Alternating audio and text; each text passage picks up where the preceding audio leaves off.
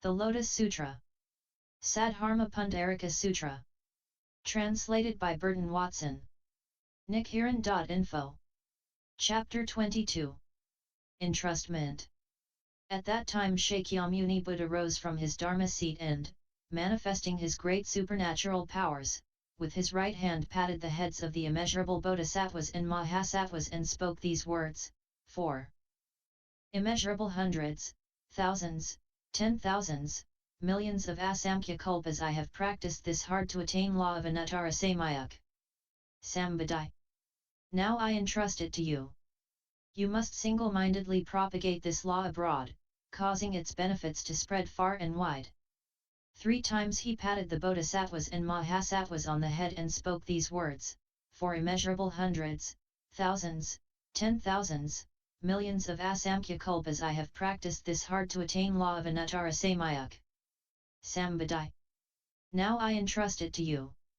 You must accept, uphold, recite, and broadly propagate this law, causing all living beings everywhere to hear and understand it.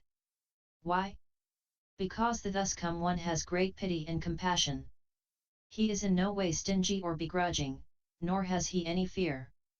He is able to bestow on living beings the wisdom of the Buddha, the wisdom of the thus come one, the wisdom that comes of itself. The thus come one is a great giver of gifts to all living beings. You for your part should respond by studying this law of the thus come one. You must not be stingy or begrudging.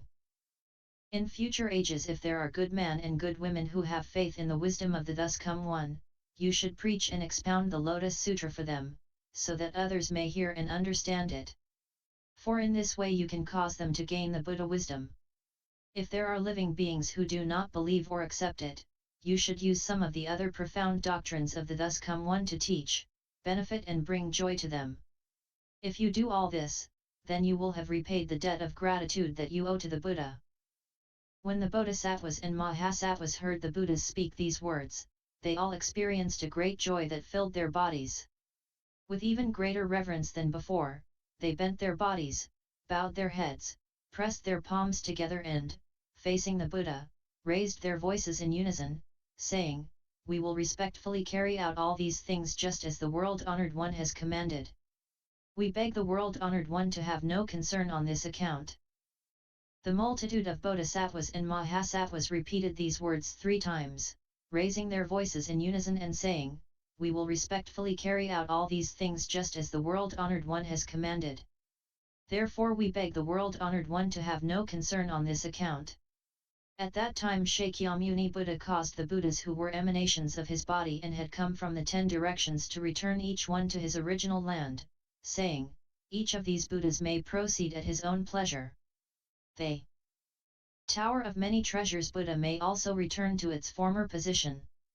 When he spoke these words, the immeasurable emanation Buddhas from the 10 directions who were seated on lion seats under the jeweled trees, as well as Many Treasures Buddha, superior practices, and the others of the greater multitude of boundless asamkhya of bodhisattvas, Shariputra and the other voice hearers and 4 kinds of believers, and the heavenly and human beings, asuras, and others in all the worlds, hearing what the Buddha had said, were all filled with great joy. End LS 20.